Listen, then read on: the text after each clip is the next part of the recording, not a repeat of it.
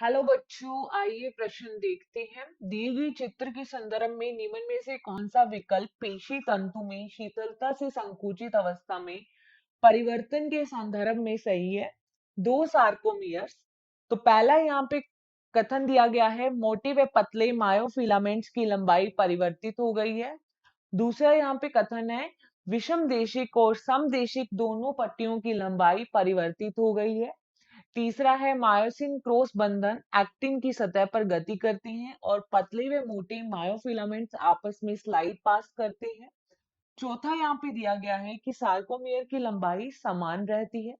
तो देखिए, अगर हम इस प्रश्न की मुख्य अवधारणा के बारे में यहाँ पे बात करें, तो हम यहाँ पे बात करते हैं पेशी तंतु के बारे में, या पेशी तंतु में जब संकुचन होता है उसके बारे में।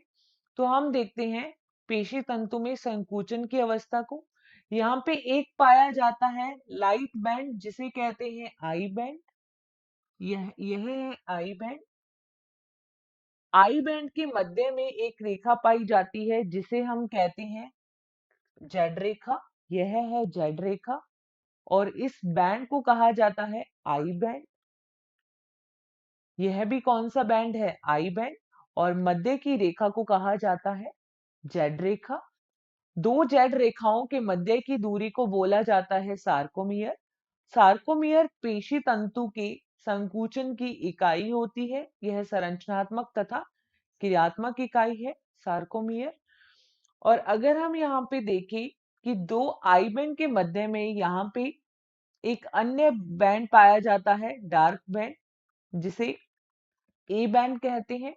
यह है ए बैंड। और ए बैंड के मध्य की जो रेखा होती है उसे कहा जाता है एम लाइन या एम रेखा। तथा ए बैंड का वह क्षेत्र जहां पे आई बैंड अध्यारोपित नहीं होता, उस क्षेत्र को कहा जाता है एच क्षेत्र। जब पेशी में संकुचन होता है तो तब हम परिवर्तन देखते हैं कि पेशी में संकुचन के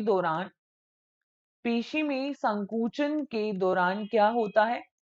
ये एच क्षेत्र जो है वो गायब हो जाता है। एच क्षेत्र गायब हो जाता है।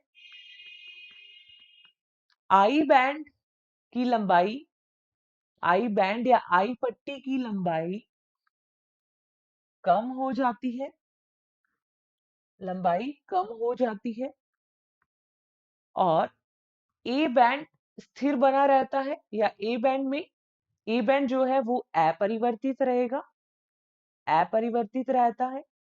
और सार्कोमियर की लंबाई जो है, सार्कोमियर की लंबाई जो है वो लंबाई कम हो जाती है। तो देखिए, अगर हम यहाँ पे बात करें मोटे व पतले मायोफिलामेंट, मोटे जो होते हैं वो ए बैंड के हैं और पतले जो हैं वो आई बैंड के होते हैं। और यहाँ पे लिखा है कि उनकी लंबाई परिवर्तित हो गई है, परंतु ये क्या हो गया? गलत, क्योंकि ए बैंड जो है वो अपरिवर्तित रहता है। दूसरा बोला गया है विषम देशिक और समदेशिक दोनों बैंड की लंबाई परिवर्तित हो गई है। तो अभी हमने देखा कि केवल ए बैंड की जो है वो वैसा का वैसा बना रहता है, लंबाई परिवर्तित नहीं होती। यहाँ पे हम देखते हैं कि पेशी संकुचन में दो प्रकार की प्रोटीन भाग लेती है। पेशी संकुचन में एक होती है एक्टिन प्रोटीन और अन्य होती है मायोसिन प्रोटीन। तो हम देखते हैं पेशी संकुचन के दौरान मायोसिन जो प्रोटीन है वो एक्टिन की सतह पर गति करते हैं और जो पतले व मोटे मायोफिलामेंट है वो आपस में स्लाइड पास करते हैं। यह बिल्कुल सही है, यह संकोचन के समय देखा जाता है। सार्कोमियर की लंबाई समान नहीं रहती है। जब पेशी तंतु में संकुचन होता है तो सार्कोमियर की लंबाई कम हो जाती है। तो इस प्रश्न का सही उत्तर जाएगा केवल तीसरा या सी। आशा करते हैं आपको इस प्रश्न का उत्तर समझ में आया होगा। धन्यवाद।